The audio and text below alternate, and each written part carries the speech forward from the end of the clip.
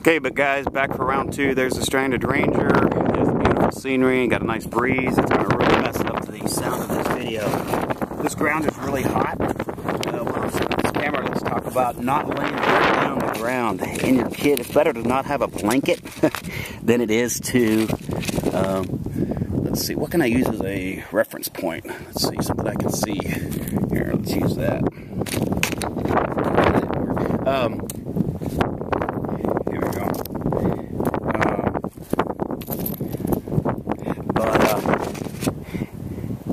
I cannot see because of the glare. This ground is hot. So anyway, you do not want to lay directly on the ground. Don't worry about having a blanket. Worry about, let's see. Okay, that should work. If not, I apologize. The camera will probably fall over again like it did last time.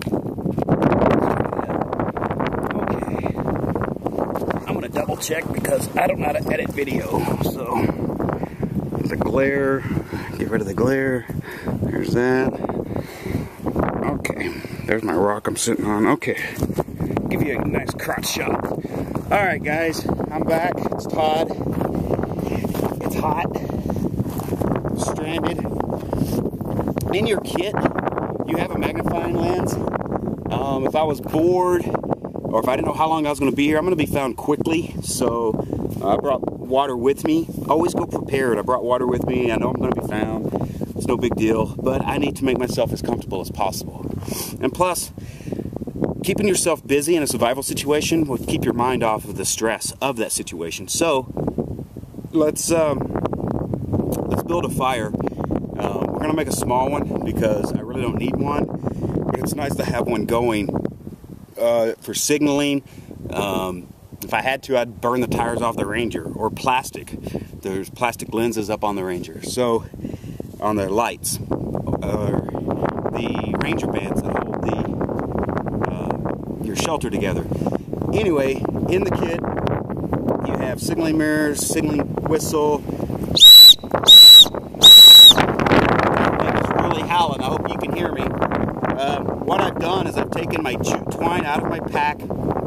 I have a lighter, which I could use, but that wouldn't really be fair. Then I wouldn't be showing you how to use the ferrocerium rod.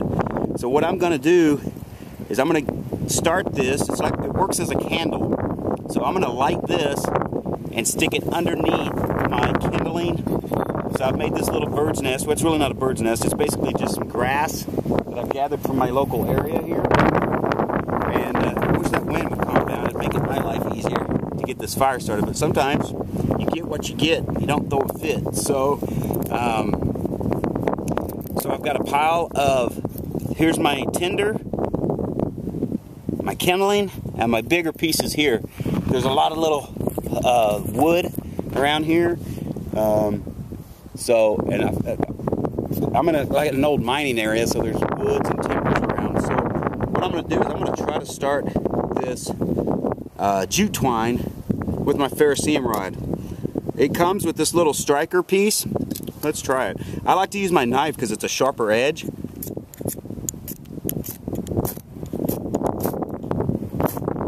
Actually, there it goes. It was that simple. Oop, I lost it. The wind blew it out. So let's try it again. Okay, I got it going again. I'm going to set it down in the bottom. We'll put my stuff on top of it very slowly. Oh, there we go. We got fire, boys. And then we're going to slowly start feeding it. Like here. Yep, we're still going. Still going. Slowly start feeding that fire.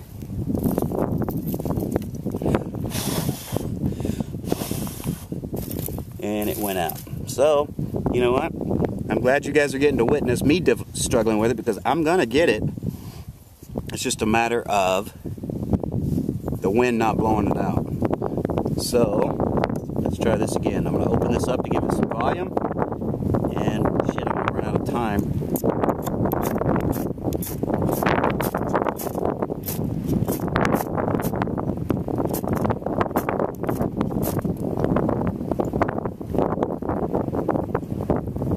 Alright, here we go.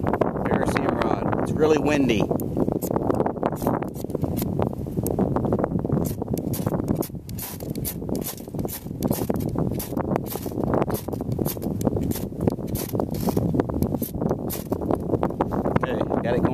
to protect that flame. Let's get it down in there. And I want to slowly start building on top of it. Slowly start building on top of it. I think I just got in a hurry last time. Trying to make this video isn't as easy as they make it look on TV.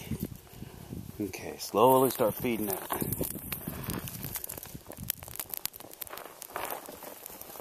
Alright, slowly start feeding that. There you go. More twigs.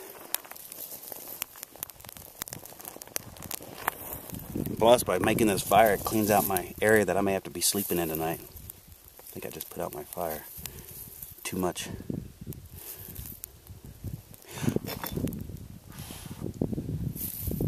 Dadgummit. Let's see if I can blow on it to get it going. I'm trying to make this video quickly.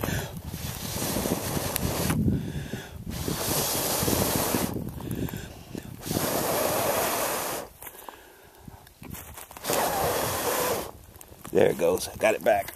Okay. Let's get some grass, some leaves. There we go.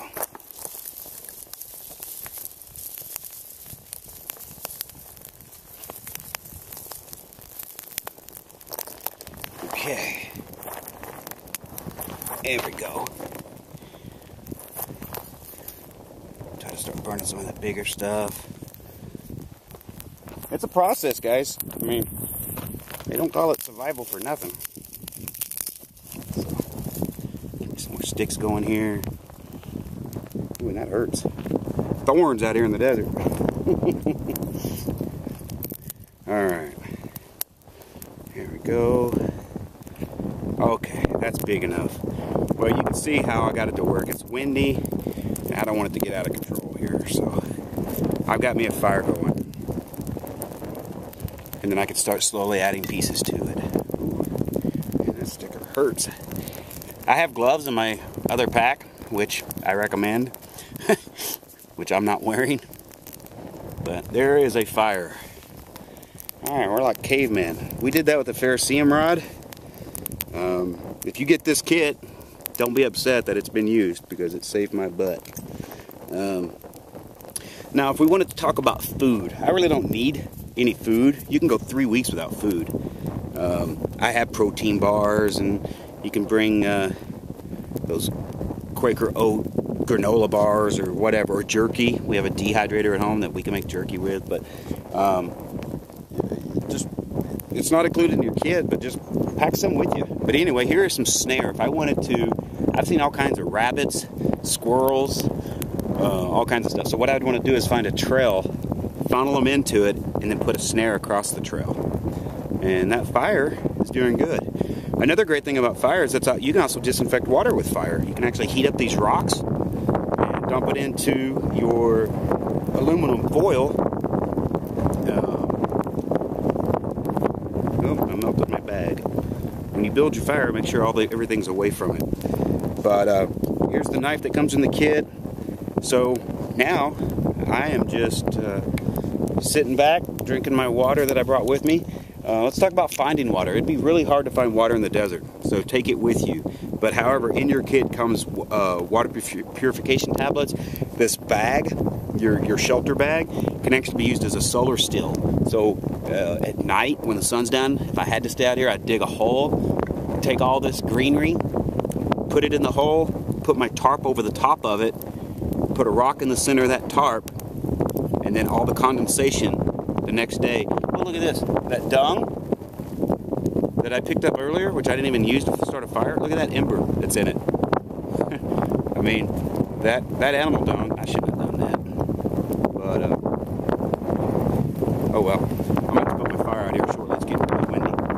But anyway, that's how you build a fire in the wild. And it's getting really hot. But it's really windy. But, I got my signal whistle. I got my fire going. I got a shelter. Now, use what you have with you. My Ranger, the seat of the Ranger comes out. So if I had to stay here overnight, which I don't plan on, I could actually take the seat out of that Ranger, clear out this area, and have a nice, comfortable bed tonight. and drape that trash bag. Cut that trash bag.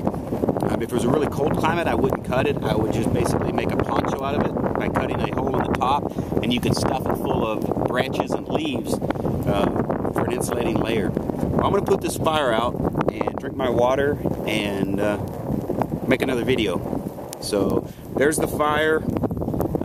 Got my water.